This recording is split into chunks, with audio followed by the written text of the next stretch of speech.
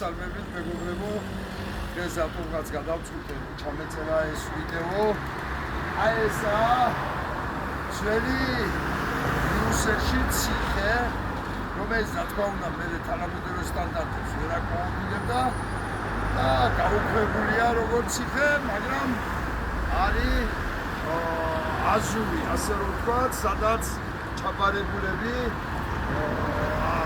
ჩაბარებულებს აძლევენ ოთახებს.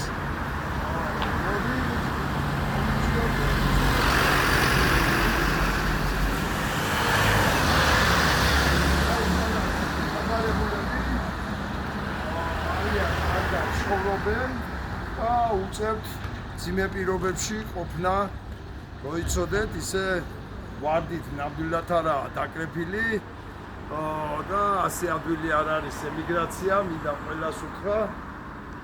ახლა დღის განმავლობაში გამოდიხარ და რამე უნდა შეხვიდე აუცილებლად, რომ აქედანაც არ გაგაგდო, რეჟიმი არ უნდა დაარღვიო, რა თქმა უნდა.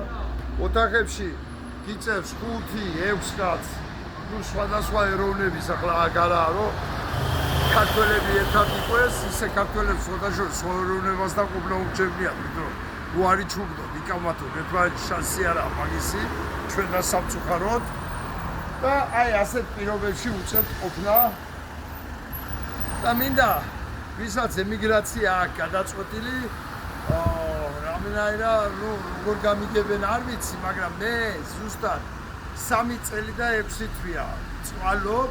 რავი ახლა როგორც პოლიტიკოსი ორჯერ ვიყავი პარლამენტარი და ნათქვამი მაქვს.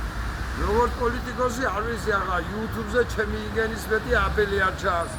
მაგრამ 3 წელია და 6 თვეა საფრანგეთმა არ მომცა, ბელგია ჯერჯერობით არ მაძლევს და ვარ ასეთ წამებაში, ასე რომ ვთქვათ, და იმას ვისაც გადაწყვეტილი აქვს წამოსვლა, განსაკუთრებით მინდა ახალგაზრდობას მიმართო, ვისაც წამოსვლელი გადაწყვეტილი აქვს წამოსვლა და ემიგრაციაში ყოფნას, რავი ახლა გინდა გამიგეთ სწორად და გინდა ნუ გამიგებთ, მაგრამ მე მაინც უნდა ვთქვა, ჯობია ჩვენ ქვეყანაში ვიწვალოთ და ევროპა იქავიშებოთ, კიდე ევროპაში ვეძებოთ ევროპა.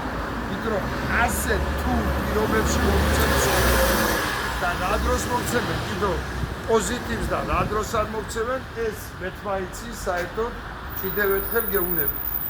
კიდევ ერთხელ გეუნებით, 3 წელია და 6 თვეა უკვე წვალობ.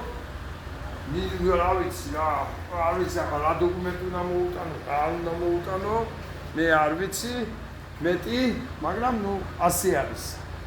ამიტომ ვინც ემიგრაციისთვის ემზადებით, იცოდეთ, ეს განსაკუთრებით ასე თითქმის სამნაირი პირობებია გერმანიაში, საფრანგეთში, ასეთ ციხეში არაა, საფრანგეთში და იმაში, მაგრამ ასეთი პირობებია გერმანიაში, საფრანგეთში, ჰოლანდიაში, ჩრდილოეთ ქვეყნებში, სადაც ბარდები და სახელმწიფო შენზე იღებს პასუხისმგებლობას, რომ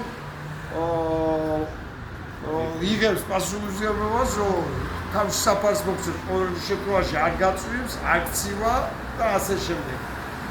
და არ გათხოვს თავზე. და რომ საერთოდ შეგაჭმევენ რაღაცებს რა.